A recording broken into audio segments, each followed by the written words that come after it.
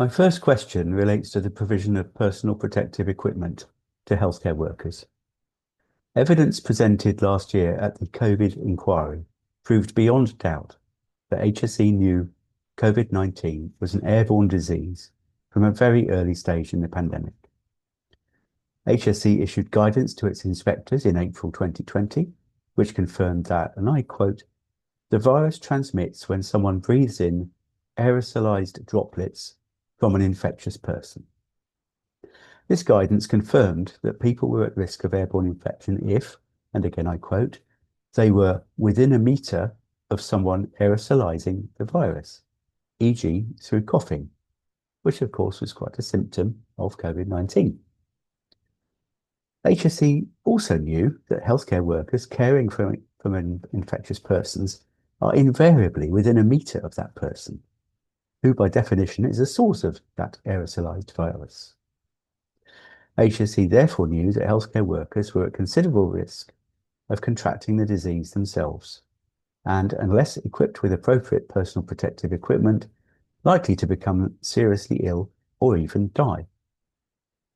HSE also knew that in mid-March, government issued changed IPC guidance downgrading respiratory protection. In most patient care settings, they were issued with fluid-resistant surgical masks and told that these were personal protective equipment, which would keep them safe from becoming infected. HSE was complicit in this, even assisting in the preparation of an FAQ document, that's frequently asked questions, to reassure healthcare workers they would be safe with these surgical masks. However, HSE knew that these masks are not and never have been classified as personal protective equipment in the UK, and certainly have never been used for airborne precautions within NHS policies and procedures.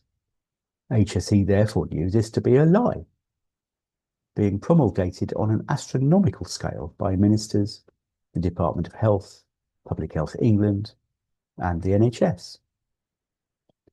HSE is the regulatory and enforcement body with a statutory responsibility to ensure that employers, such as the NHS, keep their workers safe and are truthful and honest regarding the risks their employees face and the risk control measures involved in keeping them safe.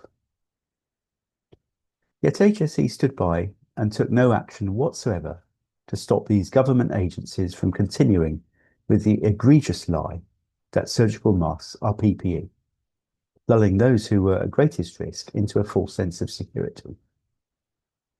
On being challenged about this during the height of the pandemic, when doctors and nurses were falling ill and others falling ill and dying in large numbers, you replied this, and again I quote, "The term PPE has now entered common parlance. This includes surgical masks in relation to COVID-19, and it will be difficult, if not impossible, to reverse this." Is this still your position, or do you accept that HSE, as an enforcement agency with considerable legal powers, has a moral, ethical, and statutory duty to ensure that the healthcare sector cease this dishonest and dangerous practice?